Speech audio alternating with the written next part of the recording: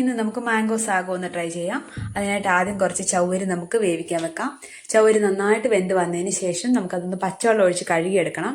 ചൗവരിക്ക് പശപ്പ് കൂടുതലായതുകൊണ്ട് ഇത് ഒട്ടിപ്പിടിക്കാനുള്ള സാധ്യതയുണ്ട്. അതുകൊണ്ടാണ് കഴുകിയെടുക്കണം എന്ന് പറയുന്നത്.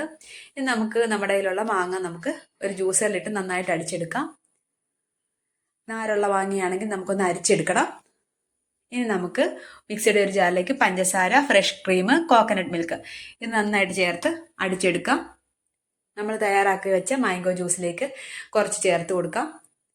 ബാക്കി കുറച്ച് ഞാൻ ചേർത്ത് കൊടുക്കുന്നത് ചൗവരിയിലേക്കാണ്. എന്നിട്ട് ഒരു 5 മിനിറ്റ് നമുക്കത് മാറ്റി വയ്ക്കാം. അതൊന്ന് കുറുകും. അതുകൊണ്ട് നമുക്ക് ആവശ്യമുള്ളത് നമ്മുടെ മാംഗോ ജ്യൂസ് ചേർത്ത് ഇളക്കിയിട്ട് നമുക്കൊന്ന് ഒരു ഭംഗിക്ക് വേണ്ടിയിട്ട് ബാക്കി നമ്മുടെ ജ്യൂസിൻ്റെ മുകളിലായിട്ട് ഒന്നിട്ട് കുറച്ച് മാങ്ങ കട്ട് ചെയ്തിട്ട് കാണാനൊരു ഭംഗിക്ക് വേണ്ടി മാത്രം. ഇത് നന്നായിട്ട് ഇളക്കി, ഇത് രണ്ട് മിക്സ് നന്നായിട്ട് ഇളക്കിയാണ് നമ്മൾ കഴിക്കേണ്ടത്. ഒന്ന് ട്രൈ ചെയ്ത് നോക്കൂ, നല്ല ടേസ്റ്റാണ്.